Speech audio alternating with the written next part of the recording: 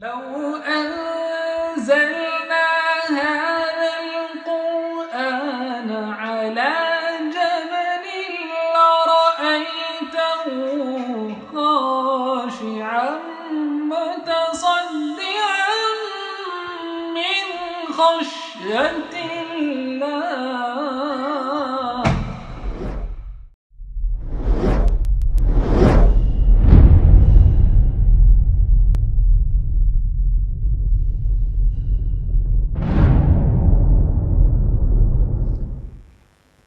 الله. الحمدللہ وحدہ والصلاة والسلام علی من لا نبی بعدہ. واعوذ باللہ من الشیطان الرجیم. بسم اللہ الرحمن الرحیم. یا ایھا الناس قد جاءتکم موعظۃ من ربکم وشفاء لما فی الصدور وہدی ورحمۃ للمؤمنین. بسم اللہ الرحمن الرحیم. رب اشرح لی صدری ویسر لی امری واحلل عقدۃ من لسانی یفقہوا قولی. میری عزیز سامعات، یہاں پر موجود اور زوم پر موجود آپ سبھی کا درس قرآن مجید میں تہہ دل سے خیر مقدم ہے. السلام علیکم ورحمۃ اللہ وبرکاتہ. کیسے آپ سبھی لوگ؟ زوم والے کچھ بولیں گے اور ہم سن نہیں پائیں گے، لیکن ہمارے تقویٰ میں جو لوگ بیٹھے ہیں ان کا جواب ہمیں مل گیا ہے. وہ کہہ رہے ہیں الحمدللہ. اللہ تعالیٰ سے دعا ہے کہ اللہ تعالیٰ کے لیے آپ لوگ اچھے رہیں، خوشحال رہیں، محفوظ رہیں، اور اللہ تعالیٰ آپ کے ایمان اور اعمال صالحات میں برکت اور ترقی نصیب کرے. آمین آمین. جزاک اللہ خیرہ. درس قرآن مجید میں کون سی سورہ چل رہی ہے؟ سورہ انبیاء. لاسٹ ویک ہم لوگوں نے سورہ انبیاء کی کس آیت تک تفصیل سے جانا تھا؟ 64 تک. بالکل صحیح. تو آج آپ لوگ کا ارادہ ہے کہ آپ 65 آنورڈز تفصیل سے جانیں؟ جی بالکل. ایگزیکٹلی. تو ریویژن چاہیے کہ نہیں چاہیے؟ چاہیے. تو ایسا کرتے ہیں، لاسٹ 2 ویکس میں جو ابراہیم علیہ السلام کا قصہ جہاں سے شروع ہوا ہے اس کا شارٹ ریویژن لے لیتے ہیں. ٹھیک ہے؟ تو سورہ انبیاء میں ہم لوگ جہاں پر ہیں وہ ابراہیم علیہ السلام کا پورا قصہ چل رہا ہے نا، تو اس کو ہی پورا شارٹ میں لے لیتے ہیں. اور یہ قصہ شروع ہوتا ہے نمبر 51 سے.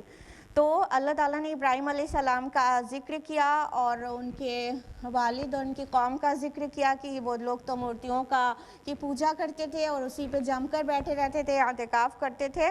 تو ابراہیم علیہ السلام کو یہ بات عجیب لگی اور انہوں نے کہا کہ کیا بات ہے، تم ایسوں کی عبادت کیوں کرتے ہو؟ تو کیا جواب دیا تھا لوگوں نے؟ بتائیے. ایگزیکٹلی. ماشاء اللہ، آپ لوگ کی یادداشت اچھی ہے، 2 ہفتے پہلے کا بھی یاد ہے.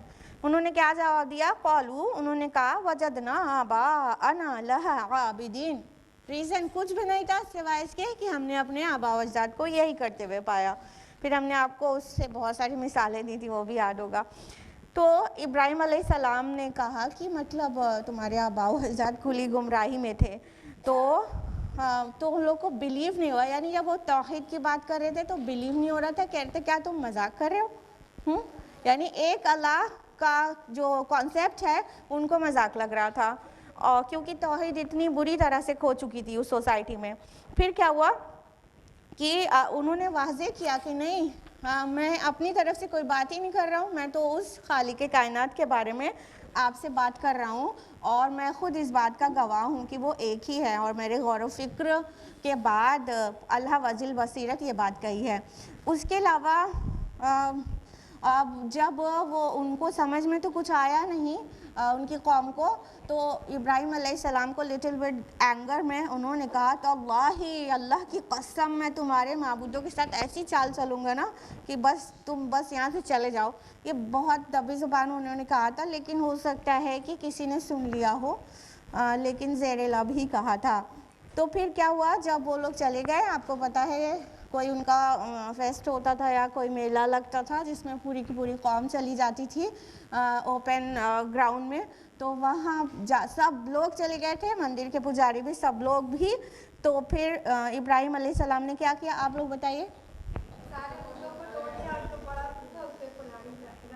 हाँ, सबको पता है, सारे बुतों को तोड़ दिया और सिर्फ एक को जो सबसे बड़ा था उसको छोड़ दिया।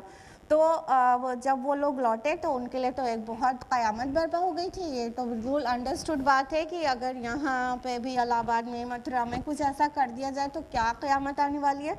तो वहाँ तो क़यामत आ गई थी। किस जगह? इराक़ के कौन से शहर में? उर में। माशाल्लाह, सबको सब कुछ याद होता जा रहा है। बारकल्लाह बारकल्लाह। तो फिर क्या हुआ कि इब्राहिम अलैहिस्सलाम ने के बारे में लोगों को डाउट हो गया कि हो ना हो ये वही एक लड़का है, एक छोकरा है, वो जिसको लोग इब्राहिम कहते हैं, उसी ने किया होगा, क्योंकि वही बुतों को बुरा भला कहा करता है। और इससे पहले भी जब उन्होंने दबी ज़ुबान कहा था कि मैं चाल चलूँगा तो डाउट कर लिया था लोगों ने कि उसी ने किया होगा। तो बुलाया गया उनको कि बुलाओ तो ज़रा इब्राहिम कौन छोकरा है, कौन लड़का है। मतलब इब्राहिम अलैहिस्सलाम कोई ओल्ड मैन नहीं थे 50 ईयर्स के ना, जैसे कि तालमुद में है, बल्कि इब्राहिम अलैहिस्सलाम यंग बॉय थे, यूथ जिसको कहते हैं। तो उनको बुलाया गया और इब्राहिम अलैहिस्सलाम से पूछा गया कि तुमने ये कुछ किया हमारे माबूदों के साथ। तो इब्राहिम अलैहिस्सलाम ने जवाब दिया कि हाँ हुआ तो है कुछ ऐसा, लेकिन तुम ये बड़ा है ना, इससे पूछ लो। डिटेल हमने आपको बताई थी कि झूठ की क्या हकीकत है। ये झूठ नहीं था। पिछले हफ्ते बहुत तफसील से हमने झूठ के बारे में बताया था, तोरिया को भी बताया था कि तोरिया क्या होता है। तो फिर उन्होंने जब कहा कि इससे पूछ लो तो वो दिल ही दिल में, अब हम आ गए आयत नंबर 64 में, कि उन्होंने अपने दिल के अंदर ही सोचा और कहने लगे कि वाकई ये तो कुछ बोलते ही नहीं है, तो मतलब तुम खुद ही जालिम हो। उनके दिल में ये बात आई थी कि हम किससे मांगते हैं, हम किसके आगे हाथ फैलाते हैं, जो अपनी हिफाजत नहीं कर सकता तो हमारी क्या करेगा। उनके दिल में ये बात आई थी, लेकिन फिर क्या हुआ वो आज आप लोग जानेंगे। आयत नंबर 65 ऑनवर्ड्स। आयत नंबर 65 है, औज़ु बिल्लाहि मिनश शैतानिर रजीम, बिस्मिल्लाहिर रहमानिर रहीम। सुम्मा नुकिसू अला रुऊसिहिम, फिर वो अपने सरों के बल औंधे कर दिए गए। लक़द अलिमत मा हाउलाइ यंतिक़ून, तो तुम जानते हो कि ये बोल नहीं सकते। क्या हुआ कि उनको ये बात किसी हद तक समझ में आई थी कि ये तो पत्थर के बुत, इनको किसी ने इनके ऊपर हमला किया और ये न अपने को बचा सके और ना ही किसी के को अपनी हेल्प में बुला सके, कुछ भी नहीं, तो ये हमें क्या बचाएंगे।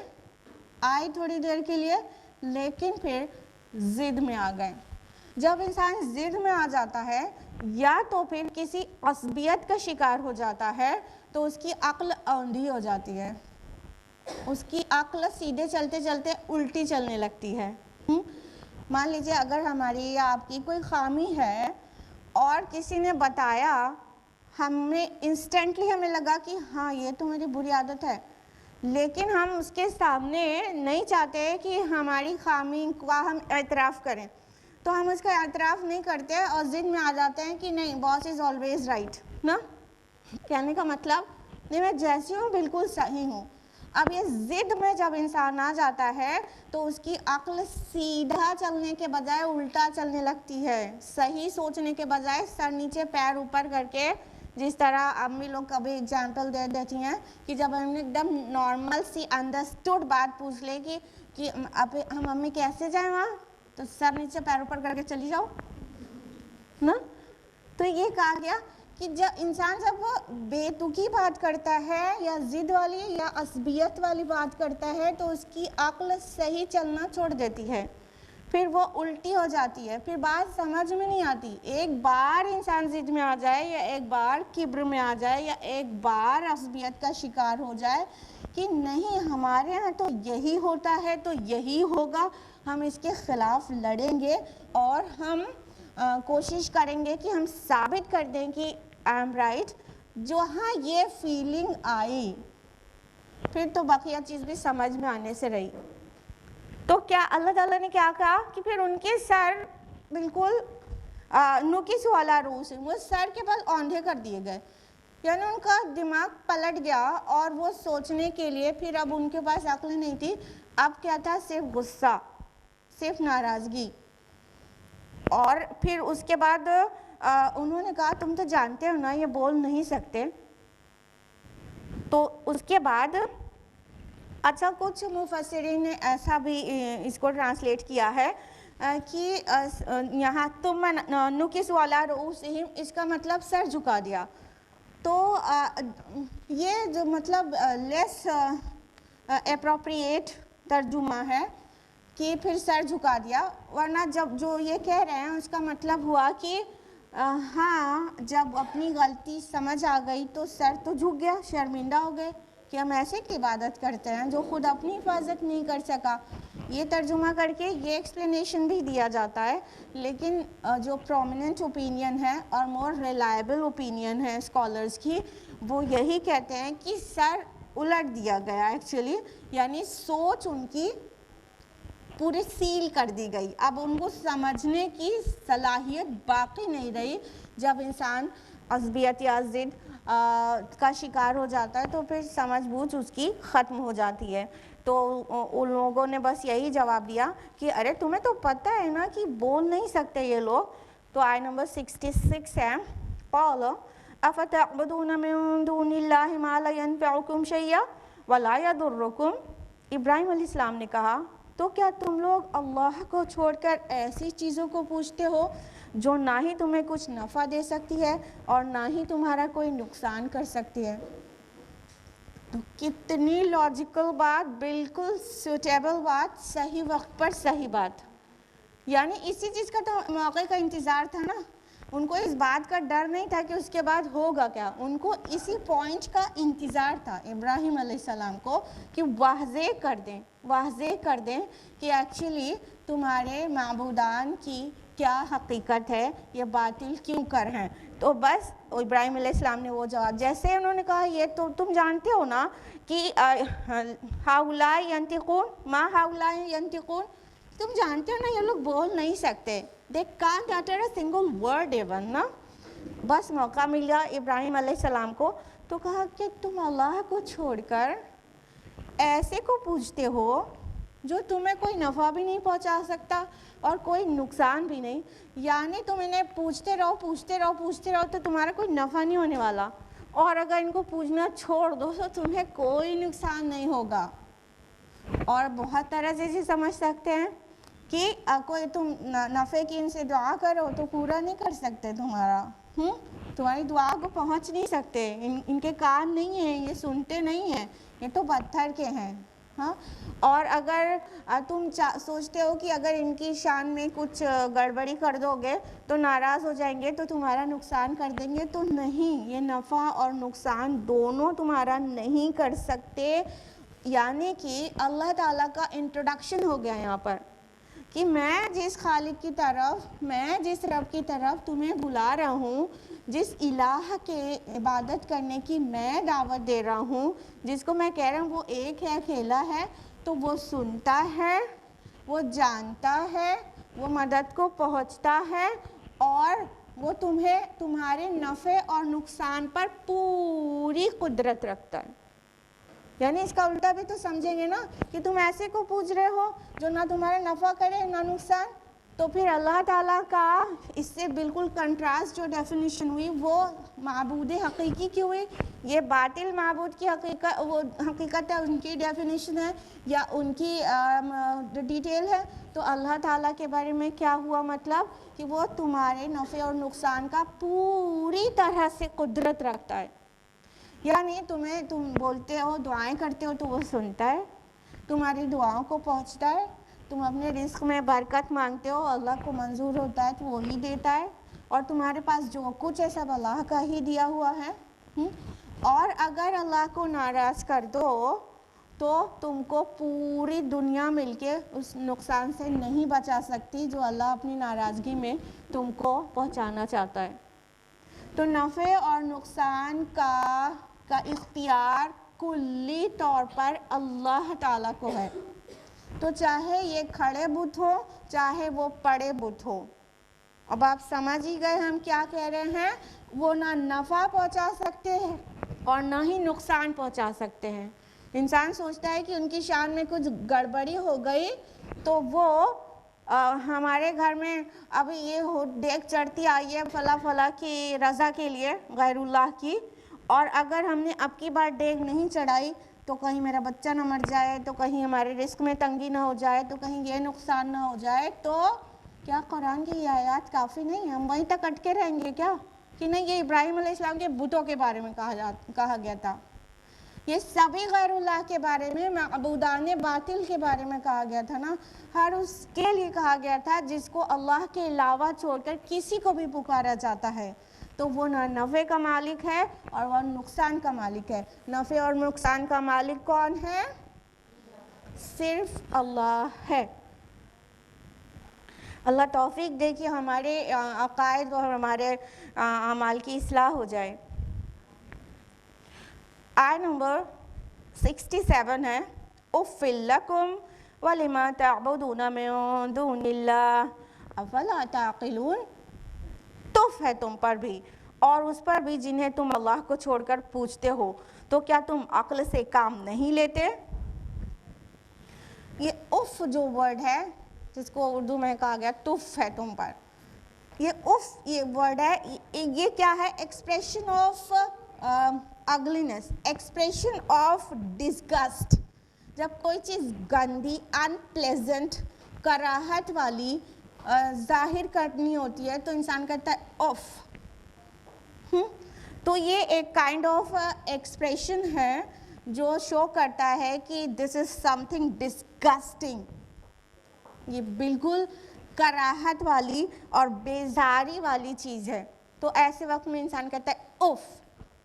تو ابراہیم علیہ السلام نے کیا کہا؟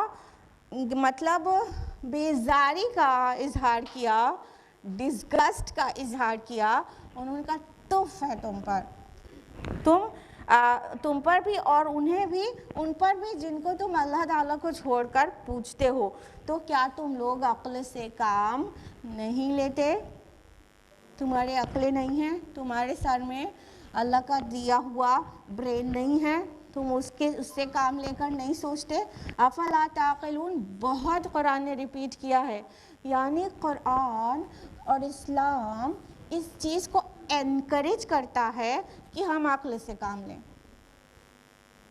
اور باقی جو لوگ اندھی تقلید کرتے ہیں وہ اپنی عقل سے کام نہیں لیتے، وہ اپنے فور فادر ان سے بھی پہلے جو چلتا چلا آ رہا ہے ان کی عقل سے کام لیتے ہیں. انہوں نے جو غلط صحیح طریقہ رائج کر دیا تو وہ اس کو فالو کرنے لگے اور اپنی عقل نہیں لگاتے. جب قرآن بار بار ہم سے کویسچن کرتا ہے افلا تعقلون، کیا تم عقل سے کام نہیں لیتے، تو ہمیں سوچنا نہیں چاہیے ہمارے گھر میں، ہماری سوسائٹی میں جو بھی غلط طریقے رائج ہیں اس کو اپنی عقل سے سوچے. یہ آرگیومنٹ کہاں تک صحیح ہے؟ امی کو کرتے ہوئے دیکھا تھا اس لیے کر رہے ہیں. اب تیل گر گیا تو کیا ہو جائے گا؟ اشوبھ ہو جائے گا. اب میرر کریک ہو گیا تو اس میں چہرہ مت دیکھو، قسمت پھوٹ جائے گی. اور کیا کیا کہا جاتا ہے؟ جھاڑو کھڑی کر کے مت رکھو، رات میں جھاڑو مت لگاؤ، رات میں ناخن مت کاٹو. کیوں بھیا؟ کیونکہ امی نے کہا تھا. امی کا سر اور برین الگ اور آپ کا سر اور برین الگ تھا کہ الگ ہے کہ نہیں ہے؟ افلا تعقلون، کیا تم عقل سے کام نہیں لیتے؟ ہاتھوں برہانکم، اپنا ثبوت پیش کرو ان کنتم صادقین، اگر تم سچے ہو. تو امی ہو چاہے ساس ہو ان سے کہیے. سورہ بقرہ سورہ نمبر 2 آیت نمبر 111 میں اللہ تعالیٰ کہتا ہے ہاتھوں برہانکم، ارے تیل گر گیا اشوبھ کیسے ہو جائے گا؟ اپنا ثبوت دو اگر تم سچے ہو. پیار سے اچھا، زیادہ امی سے لڑنے کی ضرورت نہیں ہے، ٹھیک ہے، حکمت سے. تو اپنے عقل سے کام لینا چاہیے. تو ابراہیم علیہ السلام نے ایسا کہا. اب یہاں پہ دیکھیں لٹل بٹ سختی کا جملہ محسوس ہو رہا ہے نا. تو کبھی جب اڑیل لوگ سمجھانے سے، تفہیم سے، افہام سے بات نہ سمجھے تو ایک ہلکی سی سختی کی جا سکتی ہے. لیکن it depends on the situation. ٹھیک ہے. ایک طرف ہم لوگوں نے سورہ توحہ میں یہ جانا کہ اللہ تعالیٰ موسٹ ٹائرنٹ کنگ فیرو یعنی فرعون کے سامنے موسیٰ علیہ السلام کو بھیج رہے ہیں تو کہہ رہے ہیں اس سے نرمی سے بات کرنا. لین ورڈ آیا نا, اس سے نرمی سے بات کرنا شاید کہ وہ سمجھے. اور یہاں پر ابراہیم علیہ السلام تھوڑا سخت جملہ یوز کر رہے ہیں. تو یہ ڈپینڈ کرے گا سچویشن پر. اب وہ وہاں پر رولر ہے فرعون, ٹھیک ہے, اور پوری اس کے دربار میں دعوت دی جانی ہے. وہاں پہ کچھ سخت جملہ بول دیا جائے تو بہت انسلٹنگ ہو جائے گا, اور پھر ماننا بھی ہو تو انسان ضد میں اور غصے میں نہیں مانے گا. یہاں پہ کیا سچویشن ہے, ابراہیم علیہ السلام ابھی ان کو پروفٹ اور ظاہر کا ہوا, ابھی وہ نبی نہیں ہے, ابھی وہ رسول نہیں ہے, صرف 15 16 17 سال کے لڑکے ہیں. ٹھیک ہے, یہ یاد رہے, تلمود والا نہیں. یہ تلمود کو بار بار کیوں ریپیٹ کر رہے ہیں, کیونکہ وہاں پر مینشنڈ ہے تلمود میں کہ ابراہیم علیہ السلام, جب یہ والا واقعہ بائبل میں تو کہیں ہے نہیں, تورات میں اس کے بعد سے ہے, ان کی ہجرت سے ہے. ہجرت کے پہلے والا عراق اور ار میں جو کچھ ہوا تھا وہ کچھ بھی نہیں ہے بائبل میں, یعنی تورات میں, اولڈ ٹیسٹمنٹ میں. تلمود میں ملتا ہے, لیکن تلمود میں کیا ملتا ہے, یہ کچھ ہوا تھا جب ابراہیم علیہ السلام 50 سال کے تھے. اور یہ کچھ میں بھی اتنی عجیب اسٹوری ہے کہ انبلیویبل ہے, بہت بہت عجیب. نبی کی شان میں گستاخی کی حد تک ہے کہ انہوں نے اپنی سگی بھتیجی سارہ سے نکاح کر لیا تھا. استغفر اللہ. اتنا انبیاء کے اوپر بہتان بازی کی گئی ہے تورات میں, ٹھیک ہے, اور تلمود میں بھی. تو وہاں پر یہ چیز ہے کہ 50 سال کے تھے تب ہوا تھا. نہیں, قرآن نے اس کو واضح کیا ہے کہ وہ تو بالکل لڑکے سے تھے. اور عراق میں, ار میں, بیبلونیا میں, جو ان کا ٹاؤن تھا ار, وہاں کا یہ واقعہ ہے. اور اس وقت ان کو ظہور نبوت نہیں ہوا تھا. ظہور نبوت کیوں کہہ رہے ہیں, نبی تو پیدائشی نبی ہوتا ہے, یعنی جو پیدا ہوا ہے وہ نبی بننا ہی ہے اسے بڑے ہو کر, ٹھیک ہے, تو پیدائشی نبی ہے. لیکن ظہور نبوت جب وحی آنا شروع ہوتی ہے تبھی ہوتا ہے. تب وہ نبی اور رسول کی حیثیت سے خود کو بھی ریکگنائز کر پاتا ہے کہ میں رسول ہوں, اور اپنی قوم کو دعوت دیتا ہے کہ میں اللہ کا رسول ہوں. جیسے کہ ہمارے نبی صلی اللہ علیہ وسلم کو کتنے سال میں ظہور نبوت ہوا, 40 سال میں. ایوری باڈی نوز, ماشاء اللہ. تو یہاں پر جو دیکھ رہے ہیں کانٹیکس, ایک ہلکی سی سختی, لیکن وہ ابھی نبی نہیں ہے, ابھی نبوت ظاہر نہیں ہوئی ہے. جیسے سب لوگ ہیں اسی سوسائٹی کے ایک ممبر ہے, ٹھیک ہے. تو ایک لٹل بٹ انہوں نے ہارشلی کہا کہ اف لکم, تم پر تف ہے, اور تمہارے معبودان باطلوں پر بھی, اور کیا تم عقل سے کام نہیں لیتے. آیت نمبر 68 ہے, قالوا حرقوه وانصروا آلہتکم ان کنتم فاعلین. انہوں نے کہا جلا ڈالو اسے اور مدد کرو اپنے معبودوں کی اگر تم کو کچھ کرنا ہی ہے. اللہ اکبر. اب انہوں نے ان سے کچھ نہیں بن پڑا تو غصے میں آ گئے. جب انسان ضد میں آ جاتا ہے تو پھر غصے سے ہی کام لیتا ہے. جب انسان عصبیت میں آ جاتا ہے, ارے ہمارے آبا و اجداد صدیوں سے کر رہے ہیں, یہی بتوں کو پوج رہے ہیں, انہی سے مانگتے ہیں, انہی کے آگے چڑھاوے چڑھاتے ہیں, اور یہ کہہ رہے ہیں غلط ہے. تو یہ 4 دن کا چھوکرا یہ کہہ رہا ہے, تو اب کیا کرو, حرقوہ, جلا ڈالو اس کو. تحریق کا مطلب ہوتا ہے برننگ, ہا را قاف سے ہے, جس کا مطلب جلانا بھی ہوتا ہے, انتقام لینا بھی ہوتا ہے. تو کہا اس کو جلا ہی ڈالو. اور اس دور میں مجرم کو جلا کر مار ڈالنے کی سزا دیا جانا کامن تھا. ان اقوام میں, ان کے کلچر میں مجرم کو جلا کے مار دینے کی سزا دینا یہ کامن تھا. تو ان لوگوں نے بھی کہا کہ ابراہیم کو جلا ڈالو. اب دیکھیے یہ اس کی جو سائیکالوجی ہے وہ کیا ہے کہ ایک بات کو پیش کر رہے ہیں, سمجھ میں آئی تھی, پھر اس کے بعد ضد میں آ گئے، انا میں آ گئے کہ نہیں ہمارے کیا ہم اپنے آبا و اجداد کو بھی غلط ہی مان لیں گے، اتنے سالوں سے اتنی صدیوں سے یہ اتارے سب غلط تھے، اب یہ انا ہے، یہ ضد ہے، اب ضد میں آ گئے تو نہیں ماننا ہے، نہیں ماننا ہے تو پھر اب اس کا جواب غصے سے دینا ہے، اور کیسے دینا ہے؟ غصے سے دینا ہے۔ اب غصے سے دینا ہے تو کیا ہے، سامنے والے کو اگر معصوم بھی ہے تو اسے پنش کرنا ہے۔ فرحت ہاشمی میڈم کہتی ہیں کہ آپ مائیں بھی اپنی معصوم بچوں کو جو مارتی ہیں وہ بھی اس کا ہی ایک شکل ہے۔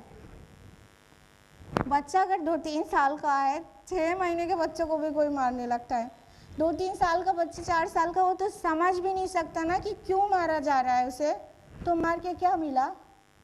یہ تو ظلم ہے، ہاں یہ تو ظلم ہے۔ کیا ہے، بچہ کچھ کر رہا ہے، اسے پتہ نہیں، وہ اتنا چھوٹا ہے، اسے سمجھ ہی نہیں ہے کہ ایسے نہیں کرنا تھا، ایسے نہیں بگاڑنا تھا۔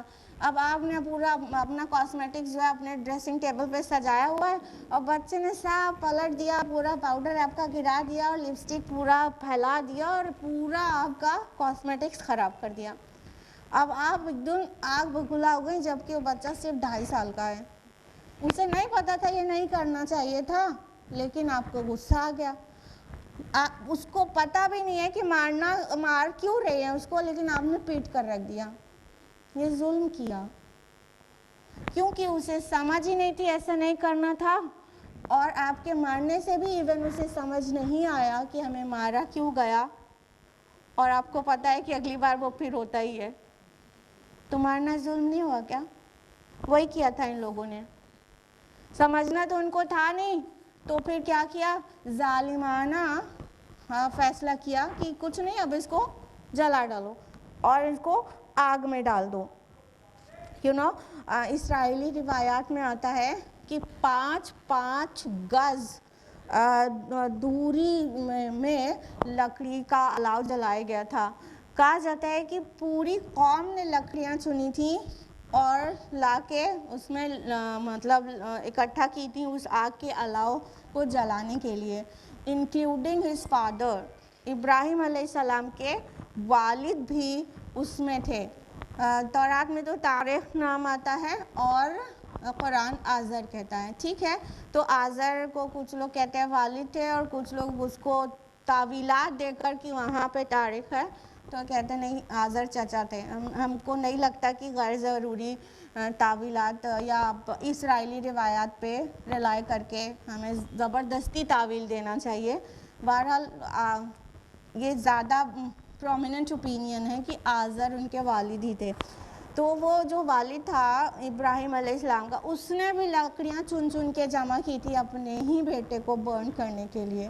تو اور بہت سارے مطلب اتنا بڑا الاؤ جلایا گیا تھا، صرف الاؤ نہیں جلایا گیا تھا، بہت بڑی بھٹی کی تعمیر کی گئی تھی۔ اگر آپ پڑھیں سورہ صافات سورہ نمبر 37 آیت نمبر 97 تو اس میں ہے کہ بناؤ اس کے لیے ایک عمارت اور اس میں ڈال دو اس کو اور جلا دو۔ تو پوری بھٹی بنائی گئی تھی، بہت بڑی، بہت ہیوج۔ اب اس بھٹی میں اتنی جو ہفتوں سے آگ دہکائی جا رہی ہو وہ کتنی تیز ہوگی، اس کے قریب جانا بھی محال ہوگا، تو ڈالا کیسے جائے؟ تو منجنیق جانتے ہیں آپ لوگ، منجنیق ہوتی ہے جس میں پتھر پھنسا کے پھینکا جاتا ہے، کھینچ کے، جیسے گلیل ہوتی ہے نا تو وہ چھوٹی ہوتی ہے، اسی ٹیکنیک پہ بہت بڑے بڑے پتھروں کو دور پھینکنے کے لیے منجنیقیں ہوتی ہیں۔ تو وہ جو منجنیق سے ایک چٹان پر چڑھ کر یا کسی عمارت پر چڑھ کر، اونچائی پر چڑھ کر ابراہیم علیہ السلام کو منجنیق سے پھنسا کر اس میں الاؤ میں اس بھٹی کے اندر پھینکا گیا۔ تو مطلب وہ ایسی آگ نہیں تھی کہ چھوٹی سی، مطلب پہلے ان کو بیٹھایا گیا اور وہاں پہ اس کے اگل بگل لکڑیاں رکھ دی گئیں اور آگ لگا دیا گیا۔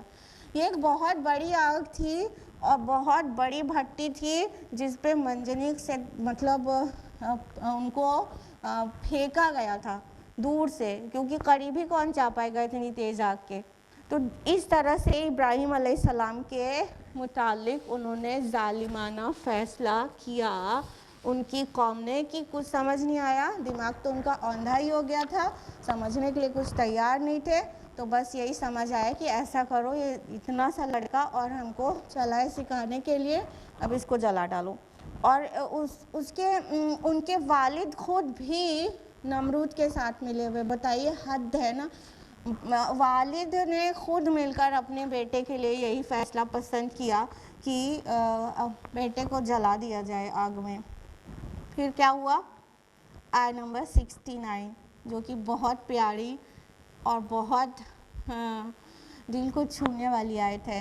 قلنا، تو ہم نے کہا، یا نارو، اے آگ، کونی برداں، ٹھنڈی ہو جا، وسلامن، اور سلامتی بن جا، علی ابراہیم، ابراہیم پر۔ اللہ تعالیٰ نے کس کو ایڈریس کیا؟ دھیان دیجیے گا، قلنا یا نارو کونی برداً وسلامن علی ابراہیم۔ ہم نے کہا، اللہ تعالیٰ کہہ رہے ہم نے کہا اے آگ ٹھنڈی ہو جا، اور خالی ٹھنڈی نہ ہو جا، سلامتی بن جا ابراہیم پر۔ اللہ تعالیٰ نے یہ نہیں کہا کہ ابراہیم تم کو ہم بچا رہے ہیں، تم بچ جاؤ گے، نہیں، اللہ تعالیٰ نے آگ کے خالق نے آگ کو ایڈریس کیا اور کہا اے آگ تو ٹھنڈی ہو جا، صرف ٹھنڈی نہ ہو جا، ایسی سلامتی بن جا میرے پیارے بندے ابراہیم پر کہ وہ جوائے فیل کرے۔ کہا جاتا ہے کہ ابراہیم علیہ السلام نے وہاں پر جو جوائے اور پیس محسوس کیا ہے اس کے اندر جانے کے بعد، وہ انہوں نے لائف میں کبھی ٹیسٹ نہیں کیا تھا۔ He enjoyed the fire۔ آگ ٹھنڈی ہو گئی اور ان پر سلامتی بن گئی۔ اب زیادہ عقل رکھنے والے لوگ یہ کہتے ہیں کہ کچھ تو کہیں گے کیسے ہو سکتا ہے، آگ کا کام ہے جلانا، اور وہ ٹھنڈی کیسے ہو سکتی ہے، اور وہ سیف کیسے ہو سکتے ہیں، یعنی ڈاؤٹ۔ دوسرے لوگ جو ایمان رکھتے ہیں لیکن ان کو یہ معجزاتی پہلو سمجھ میں نہیں آتے، خرق عادت چیزیں انہیں سمجھ میں نہیں آتی، ریزن یہ دیتے ہیں روشن خیال انورٹڈ کاماز لوگ کہ اس سے دوسرے لوگ کو سیٹسفائی نہیں کر سکتے، تو ان کو سیٹسفائی کرنے کے لیے وہ اس کا کوئی نہ کوئی تعویل اس کو دے دیتے ہیں، کوئی ریزن بنا کے کچھ بھی کر کے دے دیتے ہیں۔ جیسے کہ موسیٰ علیہ السلام کو بچانے کے لیے اللہ تعالیٰ نے معجزہ ظاہر کیا تھا، ہاں، کہ عصا کو مارو اور دریا پھٹ جائے گا، اور نکل گئے۔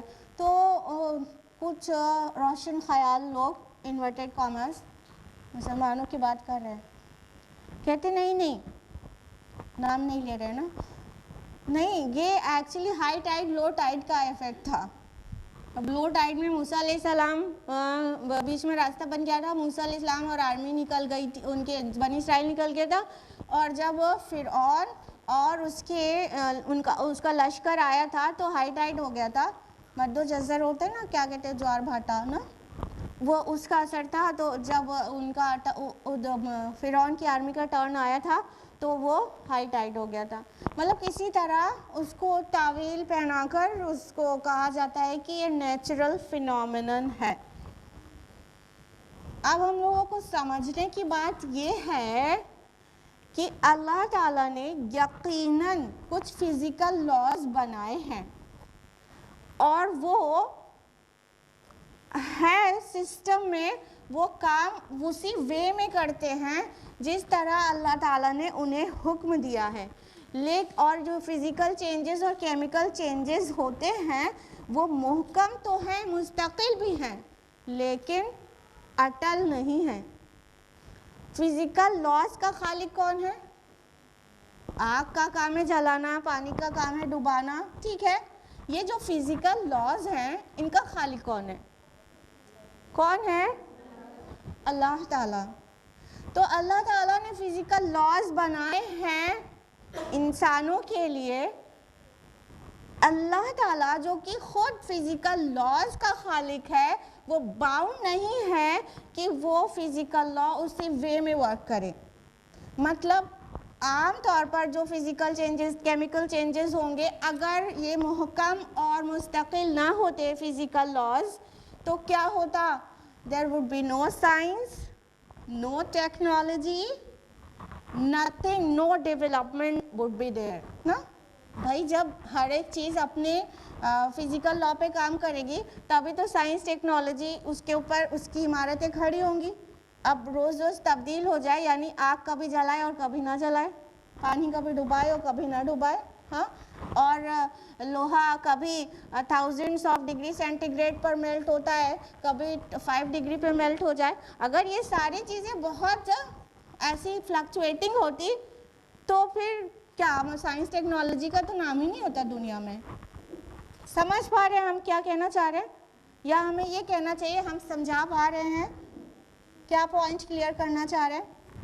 تو دس از ٹرو کہ فزیکل لاز جو ہیں وہ مستقل ہیں, محکم ہیں, لیکن یہ طبعی قانون یہ اٹل نہیں ہے. اللہ تعالیٰ نے آگ میں جلانے کی تاثیر دی ہے, لیکن جب اللہ تعالیٰ ہی چاہتا ہے تو وہ آگ نہیں جلاتی.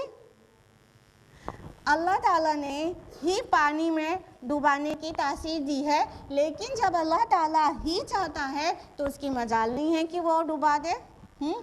تو آگ جلا نہیں سکتی اگر اللہ نہ چاہے, پانی ڈبا نہیں سکتا اگر اللہ نہ چاہے. حضرت عبد القادر جیلانی رحمہ اللہ کے نام کی ڈیگیں چڑھائی جاتی ہیں تو ہمیں یہ پتہ ہونا چاہیے کہ ان کی توحید ان کیسی تھی اور کتنے بڑے موحد تھے وہ.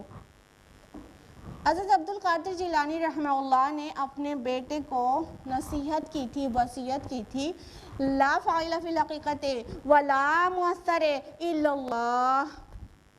اے میرے بچے یاد رکھنا کوئی بھی فاعل حقیقی نہیں ہے, کوئی بھی مؤثر حقیقی نہیں ہے سوائے اللہ کے.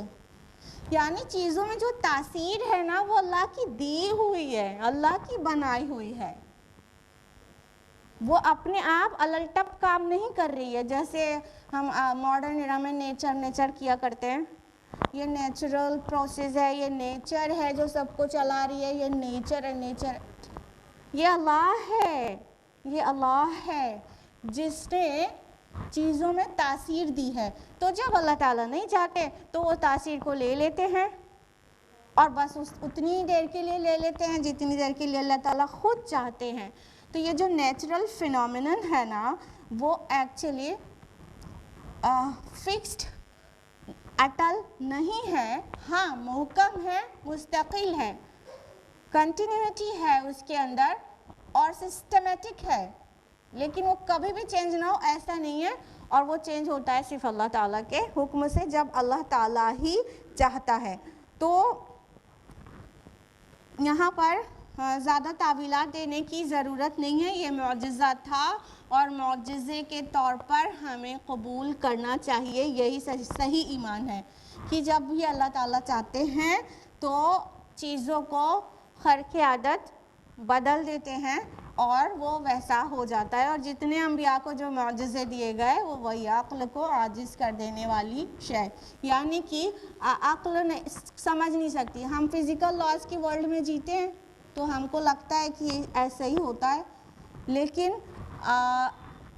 جب وہ عقل میں نہ سمائے کہ کیسے ہوا, آگ میں ڈالے گئے تو جلے کیوں نہیں, عقل میں نہیں سما رہی ہے.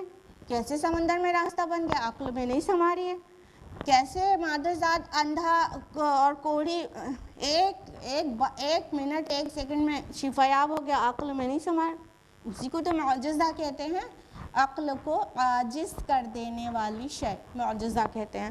تو یہ ایکچولی معجزہ تھا.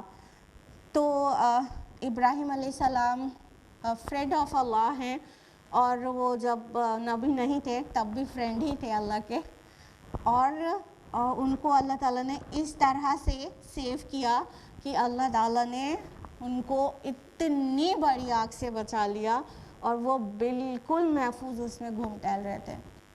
اور صرف ٹھنڈی ہی نہیں ہو گئی تھی آگ بلکہ سلامتی بن گئی تھی. تو وہ پیس اور کنٹینٹمنٹ اور جوائے جو انہوں نے وہاں فیل کیا کہتے ہیں کہ وہ کبھی اور کہیں نہیں فیل کیا تھا. آیت نمبر 70. وَأَرَادُوا بِهِ كَيْدًا اور انہوں نے ارادہ کیا اس کے ساتھ ایک چال چلنے کا. فَجَعَلْنَاهُمُ الْأَخْسَرِينَ لیکن ہم نے انہی کو کر دیا خسارہ اٹھانے والے. اب یوزولی لوگ سمجھتے ہیں چال چلنے کا یہی چال کی اس کو مار ڈالا جائے، لیکن ڈاکٹر اسرار صاحب اس سے مطمئن نہیں ہے اور وہ عرصے دراز تک سوچتے رہے، اس آیت پر غور و فکر کرتے رہے کون سی چال چلی اور کس چال میں وہی خسارے میں پڑ گئے، کون سی چال. Finally he got to know کہ یہ چال کچھ اور نہیں، یہ تھی کہ ان کو جلانے کا کوئی ارادہ نہیں تھا، ڈرانے کا ارادہ تھا. وہ سوچ رہے تھے یہ سارا سین کریٹ کیا جائے گا تو ابھی ان کا سوری آ جائے گا اور ٹھیک ہے میری توبہ، میں آج کے بعد کبھی نہیں کہوں گا. یہ سب اگل کے رکھ دے گا انکلوڈنگ ہز فادر نا. اپنے بیٹے کو جلانے کی سوچنے کے بجائے وہ سب مل کر یہی چال چل رہے ہوں گے کہ ایسا ہے یہ کہہ دیتے ہیں تمہیں جلا دیا جائے گا اتنی بڑی آگ میں تو ابھی سرنڈر ہو جائیں گے اور سارے توحید کا بخار اتر جائے گا اور کہہ دیں گے اچھا ٹھیک ہے آج کے بعد میں نہیں کہوں گا کہ ایک اللہ کی عبادت کرو. تو یہ چال چلی تھی انہوں نے اور اس چال کے ساتھ یہ مطلب آخر تک یہ سوچتے رہے ہوں گے کہ ابھی بھی یہ سرنڈر ہو جائے گا، لڑکا ہے ابھی بھی سرنڈر ہو جائے گا. لیکن کیا ہوا؟ ایسا نہیں ہوا نا. بے خطر کود پڑا آتش نمرود میں عشق، عقل ہے محو تماشائے لب بام ابھی. ابراہیم علیہ السلام نے یہ نہیں سوچا، مطلب دماغ میں ان کے یہ نہیں آیا کہ میں گرا تو جلوں گا، جلنے کے بعد کتنی تکلیف ہوگی، پوری سٹوری نتھنگ. وہ تو اللہ کی محبت میں ایسا ڈوبے ہوئے تھے اور ان کو اللہ پر ایسا توکل تھا کہ وہ تردد میں نہیں پڑے، نہ ڈرے، نہ گھبرائے، نہ سوری اور نہ ہی آئندہ کبھی نہیں. ان کو پتا تھا میرا اللہ میرا رب ہے، وہ میری حفاظت کرنے والا ہے. اگر میری موت آج لکھی ہے تو پوری کائنات مل کے بھی مجھے مرنے سے بچا نہیں سکتی، اور اگر میری زندگی ہے اور میری حفاظت اللہ نے لکھی ہے تو کوئی بھی پوری دنیا کائنات کے لوگ مل کر مجھے جلا کے مار نہیں سکتے. دس از دا سائیکالوجی کتنا پیارا شعر ہے. بے خطر کود پڑا آتش نمرود میں عشق، عقل ہے محو تماشائے لب بام ابھی. تو جو اتنی عقل لگاتا ہے نا تو پھر وہی ڈر جاتا ہے. جو راہ حق پہ نکل جائے تو اسے بیک نہیں ہونا چاہیے. پھر کیا ہوگا، پھر کیسے ہوگا، تو پھر بچوں کا کیا ہوگا، اگر ہم اس خطرے میں پڑے مر گئے تو میرے بچوں کو کون دیکھے گا. بس عقل ہماری لگنا شروع ہوتی ہے اور ایمان رخصت ہو جاتا ہے. یہ ٹرائلز ہوتے ہیں، ٹرائلز یہ آزمائشیں ہوتی ہیں اللہ تعالیٰ کی طرف سے. ہارڈشپس آتی ہیں چیک کرنے کے لیے. اور ابراہیم علیہ السلام کی پوری زندگی بڑی بڑی آزمائشوں سے بھری ہوئی ہے اور ہر آزمائش کے بعد انہیں ایک بڑا عزت، بڑا رتبہ، بڑا مقام ملا ہے. ان کو خلیل اللہ کہا گیا، ان کو امامت الناس کے منصب پر فائز کیا گیا. اس سے پہلے قربانیاں تھی نا، اپنے بیٹے کو ذبح کرنے کا اشارہ ملا اور حاضر، آگ میں ڈالنے کا فیصلہ کیا گیا، تیار. اور بیٹے کو بے آب و گیا وادی میں دودھ پیتے بچے کو اور بیوی کو چھوڑ کے وہاں سے پلٹ جانے کا حکم کر دیا. اتنی دعاؤں کے بعد ملا بیٹا بڑھاپے میں, اس کو حوالے کر دیا, مکہ میں چھوڑ کے نکل گئے. ہاں, جب اللہ تعالیٰ نے انہیں آزمایا وہ دم آزمائش میں کھرے اترے, کیونکہ ان کی سائیکالوجی کلیئر تھی, وہ اللہ تعالیٰ پر بھروسہ کرتے تھے. صحابہ کی سائیکالوجی بھی ایسے ہی نبیوں سے سیکھی ہوئی سائیکالوجی ہے نا, اپنے پیارے نبی صلی اللہ علیہ وسلم سے بھی اور دیگر انبیاء سے بھی. 313 صحابہ کیسے جیت گئے بدر میں؟ اللہ کے توکل پر. اور موسیٰ علیہ السلام کیسے پار ہو گئے اپنی پورے بنی اسرائیل کو لے کر؟ اللہ کے اوپر توکل کر کے. کچھ باتیں سمجھ میں نہیں آتی ظاہر میں, یعنی جو مینس ہے نا, مینس وہ جواب نہیں دے سکتے آپ کو, وہ جو ذرائع اسباب ہیں. اللہ پر توکل ہوتا ہے تو ہر منزل آسان ہو جاتی ہے, بس ہم ٹرائلز میں پٹ کیے جاتے ہیں, اور جب اس میں کامیاب ہو جاتے ہیں تو ریوارڈ ہمارا دنیا میں بھی انتظار کر رہا ہوتا ہے, صرف آخرت میں نہیں, دنیا میں بھی ریوارڈ ہمارا انتظار کر رہا ہوتا ہے.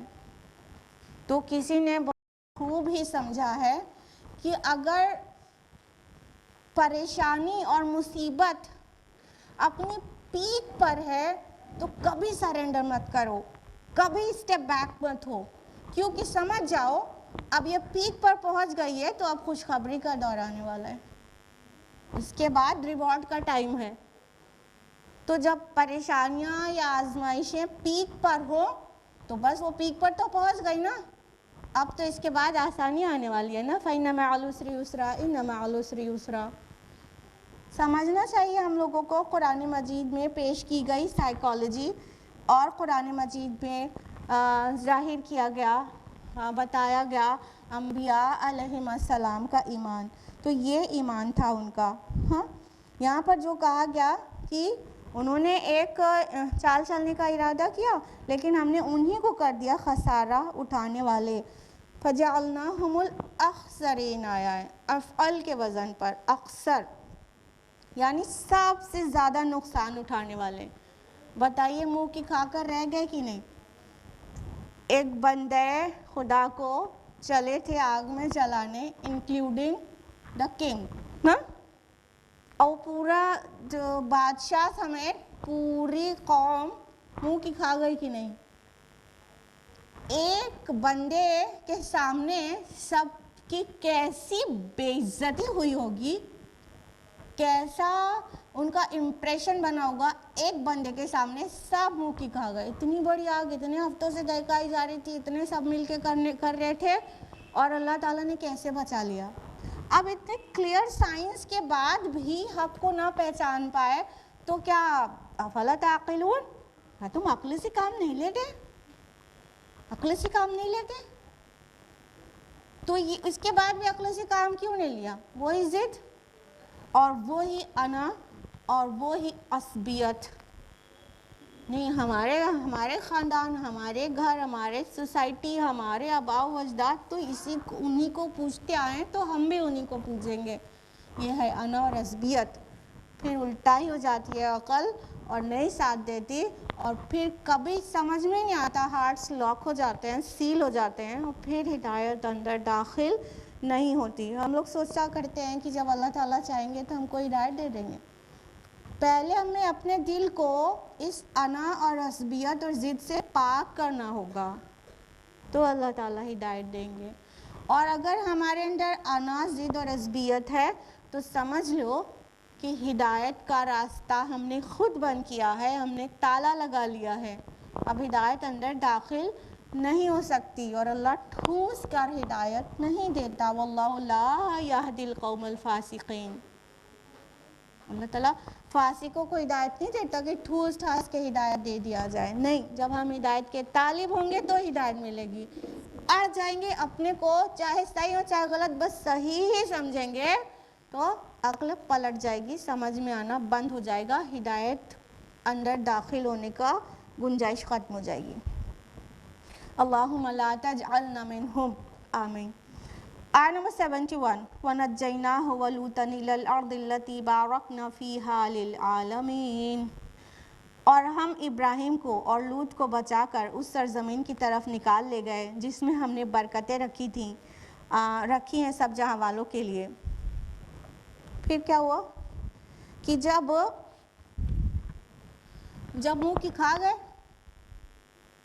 جب کچھ بھی حاصل نہیں ہوا، اتنی بڑی سزا دینے کا پلان کیا، ڈرانے دھمکانے کا پلان کیا، کوئی بھی چیز حاصل وصول نہیں ہوئی، تو اب والد کے پاس بچا کیا تھا سوائے یہ کہنے کے کہ تم دور ہو جاؤ میری نظروں سے، نکل جاؤ ہمارا گھر چھوڑ کے، ماننا تو ہے نہیں تم کو ہمارے گھر کا طریقہ، تم نکل جاؤ، دور ہو جاؤ میری نظروں سے۔ ٹھیک ہے، اسی کو ہجرت کہتے ہیں۔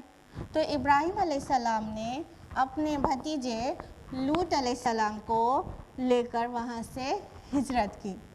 پتہ ہوگا سب کو کہ لوط علیہ السلام ابراہیم علیہ السلام کے بھتیجے ہیں، لوط بن حاران جو ہیں ابراہیم علیہ السلام کے بھائی تھے۔ دو بھائی کا تذکرہ ملتا ہے، نحور اور حاران کے بیٹے تھے لوط علیہ السلام، اور ابراہیم علیہ السلام پر اس قوم میں کہا جاتا ہے کہ صرف لوط علیہ السلام ایمان لائے تھے۔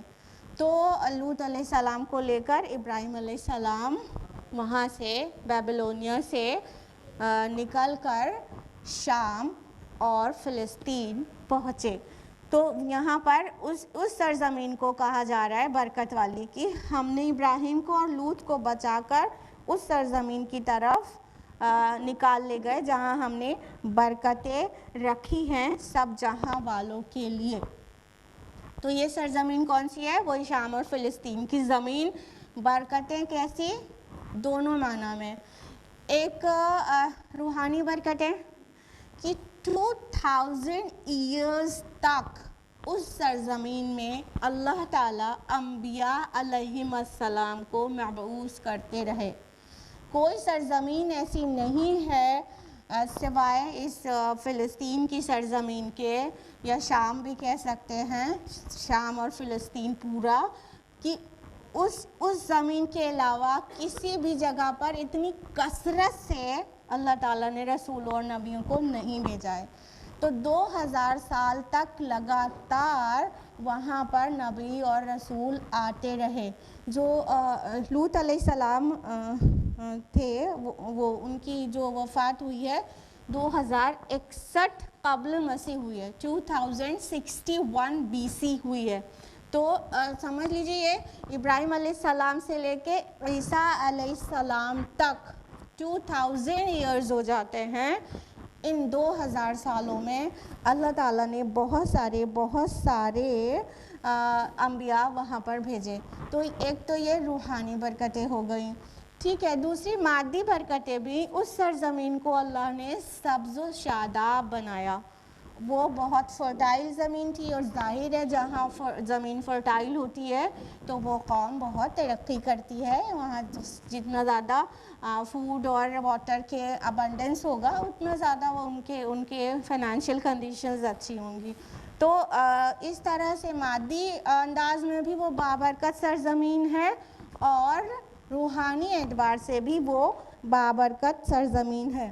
اسی کو سورہ اسراء میں بارکنا حولہ کہا گیا نا، سبحان الذی اسری بعبدہ لیلا من المسجد الحرام الی المسجد الاقصی الذی بارکنا حولہ، پہلی آیت میں پڑھتے نا سورہ اسراء کے۔ تو اسی سرزمین کو تو کہا گیا کہ جس میں ہم نے برکت رکھی ہے، جس کے اطراف میں ماحول میں ہم نے برکت رکھی ہے۔ یہاں پر بھی آ رہا ہے فلسطین کے لیے کہ بارکنا فیہا للعالمین، جہاں ہم نے برکت رکھی ہے جہاں والوں کے لیے۔ تو وہ سرزمین ہے شام اور فلسطین کی سرزمین۔ تو جب ابراہیم علیہ السلام نے ہجرت کی تھی تو ان کو لوط علیہ السلام کو ساتھ میں لے کر عراق کے مشرقی علاقے سے ہوتے ہوئے شام پہنچے تھے، اور الٹیمیٹلی فلسطین پہنچ کر وہاں سکونت اختیار کی تھی۔ آیت نمبر 72 میں اللہ تعالیٰ نے فرمایا وَوَهَبْنَا لَهُ إِسْحَاقَ وَيَعْقُوبَ نَافِلَةً، اور ہم نے اس کو اسحاق عطا کیا اور یعقوب اس پر مزید علیہ السلام۔ وَكُلًّا جَعَلْنَا صَالِحِينَ، اور ان سب کو ہم نے صالح بنایا۔ اب دیکھیے والد چھن گئے، فیملی چھن گئی، اور پوری قوم چھن گئی، سب سے تو الگ ہو گئے نا، اپنی جان اور اپنے بھتیجوں کو لے کے اکیلے نکل گئے۔ ہاں، تو اللہ تعالیٰ کوئی چیز لیتا ہے اور وہ اس ٹیسٹ میں انسان پاس ہو جاتا ہے تو اس کا سبسٹیٹیوٹ نہیں دیتا کیا؟ بیٹر سبسٹیٹیوٹ دیتا ہے۔ تو اللہ تعالیٰ نے ان کو بخشا اسحاق۔ اسحاق ابراہیم علیہ السلام کے کون ہیں؟ بیٹے ہیں، اور ساتھ میں یعقوب بھی۔ یعقوب کون ہیں؟ پوتے ہیں، اسی لیے اس میں نافلہ ورڈ آیا ہے۔ نافلہ، نفل جانتے ہیں نا؟ نفل معنی کیا ہوتا ہے بتائیے؟ ہاں، علاوہ اور زیادہ، مزید، عطیہ، اور پوتے کے معنی میں بھی آتا ہے۔ پوتا نافلہ ہی تو ہوا۔ اب دیکھیے، اب اولاد کی اولاد، انسان اولاد کی خواہش کرتا ہے، پھر اس کی بھی اولاد ہوتی ہے تو ایک ایڈیشنل ہو گیا نا، some thing additional, some thing extra. ہاں، تو جو سم تھنگ ایکسٹرا والا کانسیپٹ ہے وہ نفل سے ہی نافلہ بنا ہے، تو یعقوب علیہ السلام کو نافلہ کہا گیا۔ اچھا، یہاں پر اسحاق علیہ السلام کا ذکر آیا، یعقوب پوتے پہ چلے گئے، جبکہ اسماعیل علیہ السلام بھی بیٹے تھے ابراہیم علیہ السلام کے، تو اکثر و بیشتر اسحاق اور یعقوب کا ذکر کیوں آتا رہتا ہے ایک ساتھ میں؟ کوئی گیس کر سکتا ہے؟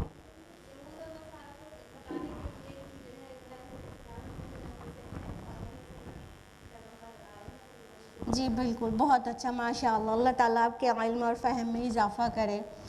دیکھیے قرآن کے جو ایڈریسز ہیں وہ مشرکین مکہ کے علاوہ یہود و نصارہ ہیں۔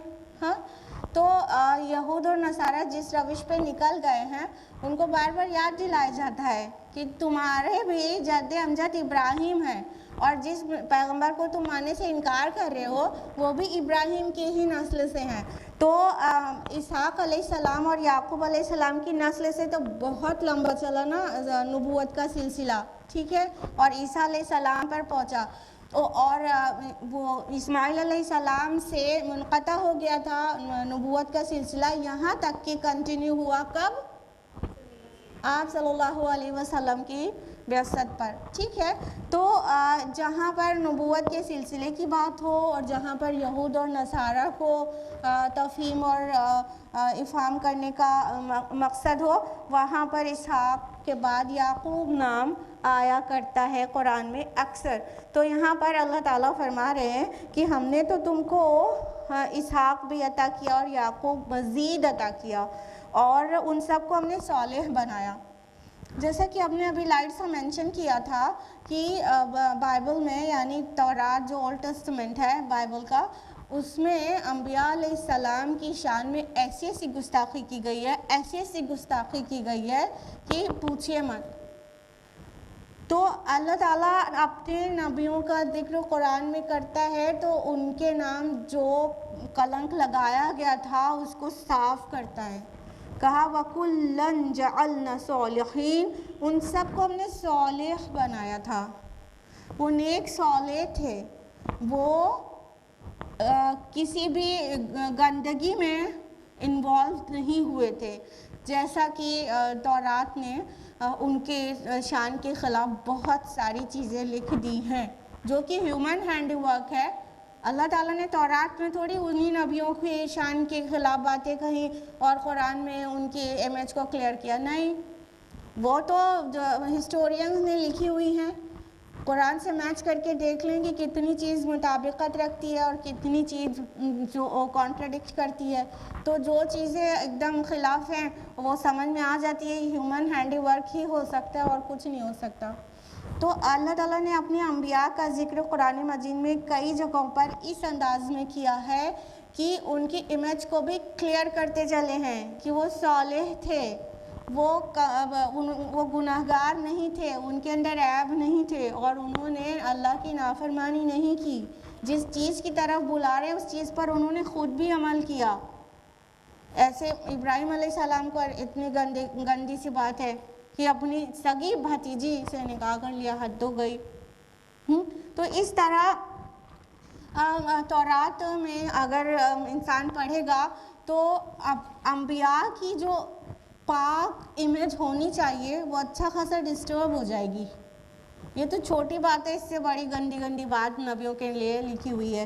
तो इसलिए कुरान हकीम बार बार नबियों के जो बिल्कुल पाक सीरत थी उसके पाकी का जस्टिफिकेशन दिया है कुरान ने। नहीं, वो सालेह लोग थे, वो सब के सब अल्लाह ताला ने उनको सालेह बनाया था और वो गुनाहगार या खामियों से पुर नहीं थे। तो ये था आज तक का दर्स आयत नंबर 72 तक। हम लोग आयत नंबर 73 से नेक्स्ट वीक जानेंगे क्योंकि वक्त पूरा हो गया है। अल्लाह ताला से दुआ है कि अल्लाह ताला हम सभी को कुरान मजीद का फ़हम नसीब करे, ऐसा फ़हम जो हमारी ज़िंदगियां संवार दे, अल्टीमेटली हमारी आखिरत संवर जाए। हम कुरान पढ़ा करें तो समझ कर पढ़ा करें और समझें इसीलिए कि हम उस पर अमल कर सकें। अल्लाह ताला तौफीक दे। आमीन। वाखिर दावाना अल्हम्दुलिल्लाहि रब्बिल आलमीन। वस्सलामु अलैकुम व रहमतुल्लाहि व बरकातुहू।